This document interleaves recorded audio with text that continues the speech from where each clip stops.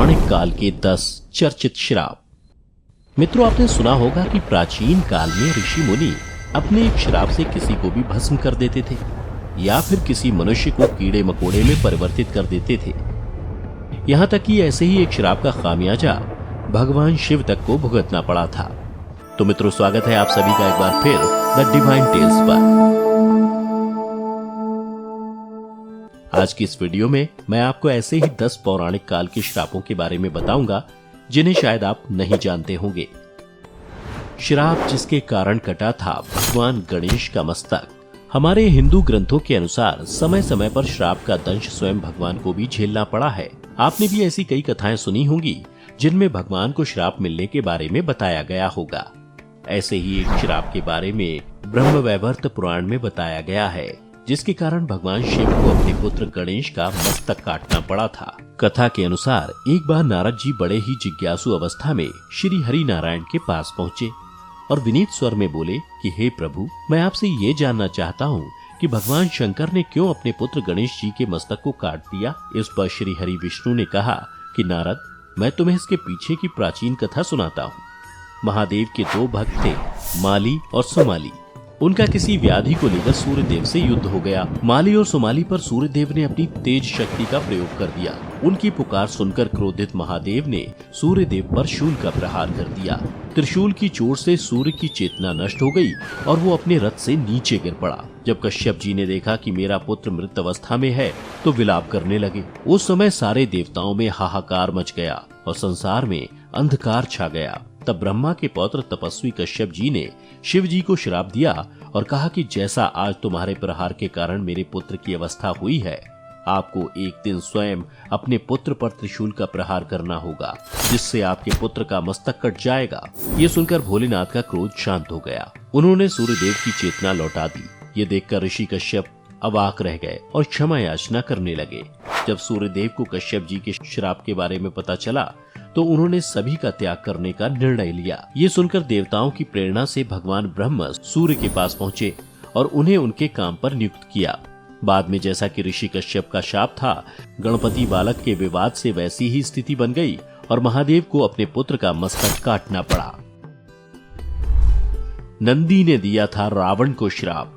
मित्रों, जिस तरह गायों में कामधेनु को श्रेष्ठ माना जाता है, उसी तरह बैलों में भगवान शिव के वाहन नंदी सबसे उत्तम माने जाते हैं।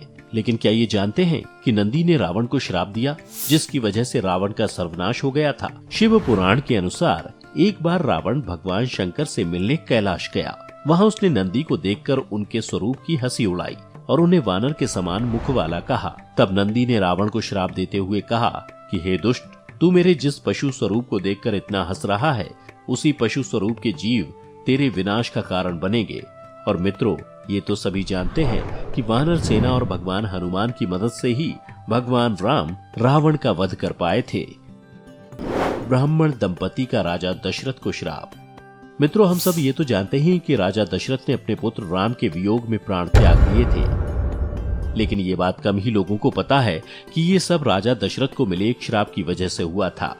आइए मिलकर जानते हैं उस श्राप के बारे में। तो वाल्मीकि रामायण के अनुसार एक बार जब राजा दशरथ शिकार करने वन में गए तो गलती से उन्होंने ब्राह्मण पुत्र का वध कर दिया। उस ब्राह्मण पुत्र का नाम श्रवण कुमार था। उधर जब श्रवण कुमार के माता पिता को अपने पुत्र की मृत्यु का समाचार मिला तो उन्होंने राजा दशरथ को श्राप दिया कि जिस प्रकार हम पुत्र वियोग में अपने प्राणों को त्याग रहे हैं, उसी प्रकार तुम्हारी मृत्यु भी पुत्र वियोग के कारण ही होगी। राजा दक्ष का चंद्रमा को श्राप। कहा जाता है कि मनुष्य को हमेशा सोच समझकर आचरण करना चाहिए। उसके द्वारा भूलवश किया हुआ कार्य भी किसी बड़ी विपदा को आमंत्रण दे सकता है। और शिव पुराण में भी एक ऐसी ही कथा मिलती है जिसमें अपने आचरण के कारण चंद्रमा को श्राप का भागी बनना पड़ा था। शिव पुराण की कथा के मुताबिक राजा दक्ष ने अश्विनी समेत अपनी 27 कन्याओं का विवाह चंद्रमा से किया था। 27 कन्याओं का पति बन के चंद्रमा बेहद प्रसन्न थे। कन्याएं भी चंद्रमा को वर के रूप में पाकर अति प्रसन्न थीं। लेकिन ये प्रसन्नता ज्यादा दिनों तक नहीं रह सकी, क्योंकि कुछ दिनों बाद चंद्रमा अपनी 27 पत्नियों में से एक रोहिणी पर ज्यादा मोहित हो गए। ये बात जब राजा दक्ष को पता चली तो वो चंद्रमा को समझाने गए। चंद्रमा ने उनकी बातें सुनी लेकिन कुछ दिनों के बाद फिर रोहिणी पर उनकी आसक्ति और तेज हो गई। तब राजा दक्ष को ये बात फिर से पता चली तो वो क्रोध में चंद्रमा के पास गए और उन्होंने फिर चंद्रमा को श्राप दिया कि तुम क्षय रोग से पीड़ित हो जाओगे। राजा दक्ष के श्राप के तुरंत बाद चंद्रमा क्षय रोग से पीड़ित हो गए, जिसकी वजह से उनकी रोशनी जाती रही। ये देख ऋषि मुनि परेशान हो गए। इसके बाद सारे ऋषि मुनि और देवता इंद्र के साथ भगवान ब्रह्मा की शरण में गए और उनसे कुछ उपाय करने की विनती की। ऐसे में ब्रह्मा जी ने उन्हें एक उपाय बताया कि चंद्रमा को सोमनाथ में भगवान शिव का तप करना होगा और फिर ब्रह्मा जी के बताए उपाय के अनुसार चंद्रमा भगवान शिव का तप करने लगे। चंद्रमा ने करीब 6 महीने तक भगवान शिव की तपस्या की, जिसके बाद भोलेनाथ ने उन्हें दर्शन दिए। तब चंद्रमा ने भगवान शिव से उन्हें क्षय रोग से मुक्त करने का वर मांगा। भगवान शिव ने कहा, मैं तुम्हें श्राप से पूरी तरह मुक्त तो नहीं कर सकता, लेकिन मध्य का मार्ग निकालने का प्रयास कर सकता हूँ। शिव भगवान ने कहा कि 1 माह में 2 पक्ष होते हैं, उसमें से एक पक्ष में तो तुम निखरते जाओगे, लेकिन दूसरे पक्ष में तुम क्षीण भी हो जाओगे, अर्थात तुम्हारी रोशनी कम होती जाएगी। तो मित्रों, ये ही वो पौराणिक रहस्य है चंद्रमा के शुक्ल और कृष्ण पक्ष का, जिसमें एक पक्ष में तो वो बढ़ते हैं और दूसरे में वो घटते जाते हैं। गांधारी का श्री कृष्ण को श्राप।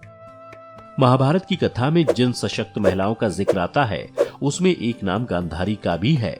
गांधारी राजा धृतराष्ट्र की पत्नी और दुर्योधन की मां थी, जिनके एक श्राप ने भगवान श्री कृष्ण के पूरे कुल का नाश कर दिया था। महाभारत का विनाशकारी युद्ध समाप्त होने के बाद जब गांधारी ने अपने 100 पुत्रों के शव सफेद वस्त्रों में लिपटे देखे तो वो विलाप करने लगी। इसी बीच वहां भगवान श्री कृष्ण आ गए। तब विलाप कर रही गांधारी ने रोते हुए श्री कृष्ण से कहा, ये सब तुम्हारे ही कारण हुआ है। अगर तुम चाहते तो इस युद्ध को टाला जा सकता था, लेकिन तुमने ऐसा नहीं किया। गांधारी ने श्री कृष्ण से कहा कि इस कृत्य के लिए मैं तुम्हें कभी माफ नहीं करूंगी, और जिस तरह मेरे वंश का नाश हुआ है उसी प्रकार से तुम्हारा वंश भी आपस में लड़ते हुए नष्ट हो जाएगा। और गांधारी के श्राप के कुछ सालों बाद ही यादवों में आपसी विवाद हो गया और इस तरह पूरा यदुवंश आपस में मार पीट कर समाप्त हो गया। भगवान श्री कृष्ण का अश्वत्थामा को श्राप। मित्रों, चलिए अब महाभारत में दिए गए एक और श्राप के बारे में जान लेते हैं। ये श्राप स्वयं भगवान श्री कृष्ण ने अश्वत्थामा को दिया था। अश्वत्थामा कौरव और पांडवों के गुरु द्रोणाचार्य का पुत्र था, जिसने महाभारत में कौरवों की ओर से युद्ध किया था, लेकिन अपनी ये गलती के कारण इसे एक श्राप मिला और कहा जाता है कि इस श्राप की वजह से अश्वत्थामा दुनिया खत्म होने तक भटक रहा है। दरअसल द्रोणाचार्य के पुत्र अश्वत्थामा को श्री कृष्ण ने अमरता का श्राप दिया था, क्योंकि उसने ब्रह्मास्त्र का गलत प्रयोग किया था। इस कारण श्री कृष्ण अश्वत्थामा पर क्रोधित हो गए और उसे श्राप दे दिया कि वो उन सभी हत्याओं के पाप का बोझ ढोता हुआ हजारों वर्ष तक निर्जन जगहों में भटकता रहेगा। मित्रों, आज भी कई जगहों पर अश्वत्थामा को देखे जाने की बात कही जाती है, लेकिन इन बातों की सत्यता के बारे में कोई दावा नहीं किया जा सकता है। भगवान परशुराम का कर्ण को श्राप। कर्ण न केवल एक शक्तिशाली योद्धा थे, बल्कि बहुत बड़े दानवीर भी माने जाते थे। लेकिन क्या आप ये जानते हैं कि भगवान परशुराम ने उन्हें श्राप दिया था, जिसकी वजह से अर्जुन से युद्ध के दौरान कर्ण अपना धनुर्ज्ञान भूल गए थे। भगवान परशुराम ने कर्ण की प्रतिभा को जानकर उन्हें अपना शिष्य बनाया था।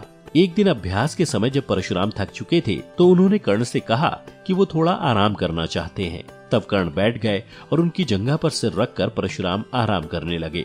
थोड़े समय बाद वहाँ एक बिच्छू आया, जिसने कर्ण की जंघा को काट लिया। अब कर्ण ने सोचा कि अगर वो हिले और बिच्छू को हटाने की कोशिश की तो गुरुदेव की नींद टूट जाएगी, इसलिए उन्होंने बिच्छू को हटाने के बजाय उसे डंक मारने दिया, जिससे उनका खून बहने लगा। इससे कर्ण को भयंकर कष्ट होने लगा और रक्त की धारा बहने लगी, और जब धीरे धीरे रक्त गुरु परशुराम के शरीर तक पहुंचा तो उनकी नींद खुल गई। परशुराम ने देखा कि कर्ण की जांघ से खून बह रहा है। ये देख परशुराम क्रोधित हो गए कि इतनी सहनशीलता केवल क्षत्रिय में ही हो सकती है। परशुराम ने कर्ण से क्रोधित होकर कहा कि तुमने मुझसे झूठ बोलकर ज्ञान प्राप्त किया है, इसलिए मैं तुमको श्राप देता हूँ कि जब भी तुम्हें मेरी दी हुई विद्या की सबसे ज्यादा जरूरत होगी उस समय वो काम नहीं आएगा। और अंत में महाभारत के युद्ध के दौरान जब कर्ण और अर्जुन का युद्ध चल रहा था तो उस समय कर्ण भगवान परशुराम से ली विद्या को भूल गए थे। युधिष्ठिर का स्त्री जाति को श्राप। महाभारत के दौरान युधिष्ठिर ने संपूर्ण स्त्री जाति को एक श्राप दिया था। आइए जानते हैं कि आखिर युधिष्ठिर ने ऐसा क्यों किया था। कर्ण की मृत्यु के बाद पांडवों को पता चल गया था कि कर्ण कोई सूत पुत्र नहीं बल्कि उनके ही ज्येष्ठ थे। ये जानने के बाद क्रोधित युधिष्ठिर अपनी माता कुंती के पास पहुँचे। उन्होंने अपनी माता कुंती से कहा कि आपने इतनी बड़ी बात हमसे क्यों छिपाई? आपने हमें हमारे ज्येष्ठ भ्राता का ही हत्यारा बना दिया। युधिष्ठिर ने अपनी माता को श्राप देते हुए कहा कि आपने हमसे हमारे ज्येष्ठ के होने की बात छिपाई, लेकिन मैं समस्त नारी जाति को ये श्राप देता हूँ कि इसके उपरांत कोई भी नारी किसी बात या रहस्य को अपने हृदय में नहीं छिपा सकेगी। मांडव ऋषि का यमराज को श्राप। मित्रों, श्राप के दंश से यमराज भी नहीं बच सके थे। उन्हें मांडव ऋषि ने श्राप दिया था, जिसके बाद यमराज ने महात्मा विदुर के रूप में जन्म लिया था। महाभारत के अनुसार मांडव्य नाम के एक ऋषि थे। राजा ने भूलवश उन्हें चोरी का दोषी मानकर सूली पर चढ़ाने की सजा दी। सूली पर कुछ समय रहने के बाद भी जब मांडव ऋषि के प्राण नहीं निकले तो राजा को अपनी गलती का एहसास हुआ और उन्होंने ऋषि मांडव्य से क्षमा मांगी। क्रोधित होकर ऋषि मांडव्य यमराज के पास पहुँचे और उनसे पूछा कि मैंने अपने जीवन में ऐसा कौन सा अपराध किया कि आपने मुझे एक झूठे अपराध के लिए सूली पर चढ़ा दिया। तब यमराज ने मांडव्य को बताया कि आप जब 12 वर्ष के थे तब आपने कीड़े की पूंछ में सीक चुभाई थी। उसी के फलस्वरूप आपको ये कष्ट सहना पड़ा। तब ऋषि मांडव्य ने यमराज से कहा कि 12 वर्ष की उम्र में किसी को भी धर्म का ज्ञान नहीं होता और तब हर पाप की सजा माफ होती है, लेकिन आपने मुझे फिर भी सजा दी। ऐसे में मैं तुम्हें श्राप देता हूँ कि तुम्हें शूद्र योनि में एक दासी पुत्र के रूप में धरती पर जन्म लेना पड़ेगा। और मित्रों, ऋषि मांडव्य के इसी श्राप के कारण यमराज ने महात्मा विदुर के रूप में जन्म लिया। सरयू नदी को भगवान शिव का श्राप। चलिए मित्रों, अब अंत में एक ऐसी नदी के बारे में भी जान लेते हैं जिसे भगवान शिव ने श्राप दिया था और इसे आज भी शापित नदी ही माना जाता है। दरअसल मैं बात कर रहा हूँ सरयू नदी की। मान्यता है कि भगवान श्री राम ने इसी नदी में स्वयं की इच्छा से समाधि ली थी, जिसके बाद शिवजी ने सरयू को श्राप दिया था कि हे सरयू, अब अगर तुम्हारे जल में कोई आचमन भी करेगा तो नरक का भागीदार होगा। तुम्हारा जल किसी भी पूजा में शामिल नहीं किया जाएगा, तुम्हारी कोई पूजा नहीं करेगा, क्योंकि तुम भगवान राम की मृत्यु का कारण बनी हो। मित्रों, आज भी सरयू नदी को शापित माना जाता है। सरयू के किसी भी किनारे पर ना यज्ञ होता है और ना ही इसके पानी का इस्तेमाल पूजा अर्चना में किया जाता है। तो मित्रों, आज की इस वीडियो में बस इतना ही। आपको आज की वीडियो पसंद आई हो तो इसे लाइक और शेयर जरूर करना और हाँ, कमेंट करके जरूर बताना कि आप इन 10 श्रापों में से किस श्राप के बारे में पहले से जानते थे। आपका बहुत बहुत धन्यवाद।